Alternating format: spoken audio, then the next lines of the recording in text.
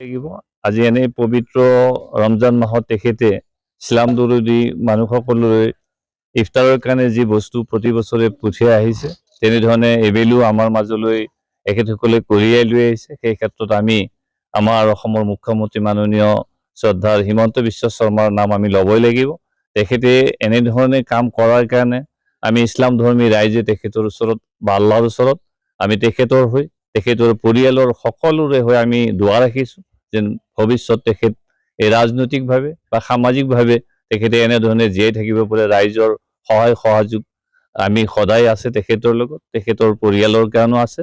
আমি সঁচাকৈ এনে এটা পবিত্ৰ দিনত তেখেতৰ ইফতাৰী পাই আমি সকলোৱে দক্ষিণ বান্দাৰঘাটা বিশেষকৈ আমাৰ ২ নম্বৰ মছজিদৰ তৰফৰ পৰা জামাতৰ তৰফৰ পৰা তেখেতলৈ আমি এই পবিত্ৰ ৰমজান মাহৰ শুভেচ্ছাৰ আন্তৰিক অভিনন্দন জনাইছোঁ আৰু তেখেতৰ ৰাজনৈতিক ভৱিষ্যত আমি উজ্জ্বল কামনা কৰিছোঁ। আৰু আমি অতি মৰমৰ মুখ্যমন্ত্ৰী মহোদয় আমাৰ প্ৰত্যেকটো মছজিদৰ জালুকবাৰী সমষ্টিৰ প্ৰত্যেকটো মছজিদৰ বাবে তেখেতে ইফতাৰী পঠাইছে আৰু এই ইফতাৰী তেখেতে বিশেষ অসুবিধাৰ কাৰণে ইয়াত সময় দিব নোৱাৰিলে আমাক তেখেতে পঠিয়াই দিছে। আমি প্ৰত্যেকটো মছজিদত ইফতাৰী ৰাইজৰ ওচৰলৈ দিছোঁ আৰু আমি আশা ৰাখিছোঁ তেখেতৰ বাবে যাতে সকলোৱে দোৱা প্ৰাৰ্থনা কৰে, যাতে তেখেতৰ সুস্বাস্থ্য আৰু দীৰ্ঘায়ু লৈ যাতে আমি সকলোৱে তেখেতৰ কাৰণে এটা দোৱা কৰোঁ। আমি ডক্টৰ হিমন্ত বিশ্ব শৰ্মা ডাঙৰীয়াৰ আজি ২৫ বছৰ ধৰি আমাৰ জালুকবাৰী সমষ্টিৰ অন্তৰ্গত ইছলাম ধৰ্মী ৰাইজক আৰু যিমান মছজিদ আছে প্ৰায় আমাৰ সমষ্টিৰ ১০০টা মছজিদত ৰমজানৰ মাহত আমি ৰোজা ৰাখে তেখেতসকলে। এই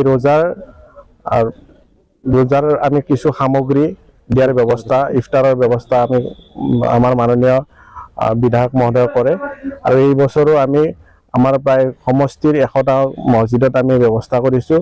তাৰে আমাৰ বেজাৰা মণ্ডলৰ অন্তৰ্গত আমি ৬টা গাঁও পঞ্চায়তত আমি এই মছজিদৰ সকলো কৰ্মীক লগত লৈ আমি তেখেতসকলক ইফতাৰৰ সামগ্ৰী দিছোঁ আৰু আমি আশা ৰাখিছোঁ যে নৰেন্দ্ৰ মোদী ডাঙৰীয়াৰ নেতৃত্বত আমাৰ মাননীয় মুখ্যমন্ত্ৰী হিমন্ত বিশ্ব শৰ্মা ডাঙৰীয়াৰ নেতৃত্বত যি চৰকাৰে উন্নয়নমূলক কাম কৰি আছে, এই উন্নয়নমূলক কামৰ আৰু আগবাঢ়ি যাওক। আজি ৰোজাৰ মাহত আমাৰ ইছলাম ধৰ্মী যিসকল ৰাইজ আছে তেখেতসকলে আমাক দোৱা কৰক লাগিব।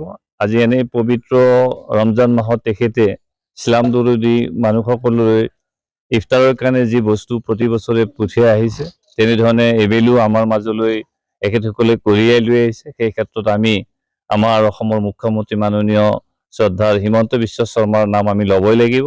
তেখেতে এনেধৰণে কাম কৰাৰ কাৰণে আমি ইছলাম ধৰ্মী ৰাইজে তেখেতৰ ওচৰত বা আল্লাহৰ ওচৰত আমি তেখেতৰ হৈ তেখেতৰ পৰিয়ালৰ সকলোৰে হৈ আমি দোৱা ৰাখিছোঁ যেন ভৱিষ্যত তেখেত এই ৰাজনৈতিকভাৱে বা সামাজিকভাৱে তেখেতে এনেধৰণে জীয়াই থাকিব পাৰে। ৰাইজৰ সহায় সহযোগ আমি সদায় আছে তেখেতৰ লগত, তেখেতৰ পৰিয়ালৰ কাৰণেও আছে।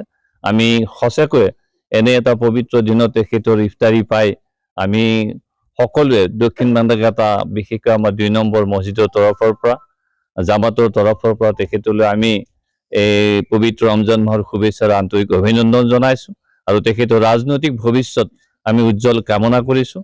আৰু আমি অতি মৰমৰ মুখ্যমন্ত্ৰী মহোদয় আমাৰ প্ৰত্যেকটো মছজিদৰ জালুকবাৰী সমষ্টিৰ প্ৰত্যেকটো মছজিদৰ বাবে তেখেতে ইফতাৰী পঠাইছে আৰু এই ইফতাৰী তেখেতে বিশেষ অসুবিধাৰ কাৰণে ইয়াত সময় দিব নোৱাৰিলে আমাক তেখেতে পঠিয়াই দিছে।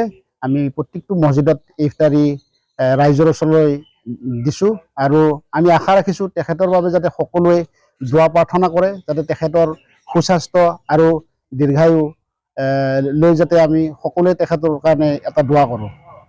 আমি ডক্টৰ হিমন্ত বিশ্ব শৰ্মা ডাঙৰীয়াৰ আজি ২৫ বছৰ ধৰি আমাৰ জালুকবাৰী সমষ্টিৰ অন্তৰ্গত ইছলাম ধৰ্মী ৰাইজক আৰু যিমান মছজিদ আছে প্ৰায় আমাৰ সমষ্টিৰ ১০০টা মছজিদত ৰমজানৰ মাহত আমি ৰোজা ৰাখে তেখেতসকলে। এই ৰোজাৰ আমি কিছু সামগ্ৰী দিয়াৰ ব্যৱস্থা, ইফতাৰৰ ব্যৱস্থা আমি আমাৰ মাননীয় বিধায়ক মহোদয় কৰে আৰু এই বছৰো আমি আমাৰ প্ৰায় সমষ্টিৰ ১০০টা মছজিদত আমি ব্যৱস্থা কৰিছোঁ। তাৰে আমাৰ বেজাৰা মণ্ডলৰ অন্তৰ্গত আমি ৬টা গাঁও পঞ্চায়তত আমি এই মছজিদৰ সকলো কৰ্মীক লগত লৈ আমি তেখেতসকলক ইফতাৰৰ সামগ্ৰী দিছোঁ আৰু আমি আশা ৰাখিছোঁ যে নৰেন্দ্ৰ মোদী ডাঙৰীয়াৰ নেতৃত্বত, আমাৰ মাননীয় মুখ্যমন্ত্ৰী হিমন্ত বিশ্ব শৰ্মা ডাঙৰীয়াৰ নেতৃত্বত যি চৰকাৰে উন্নয়নমূলক কাম কৰি আছে, এই উন্নয়নমূলক কামৰ আৰু আগবাঢ়ি যাওক। আজি ৰোজাৰ মাহত আমাৰ ইছলাম ধৰ্মী যিসকল ৰাইজ আছে তেখেতসকলে আমাক দোৱা কৰক।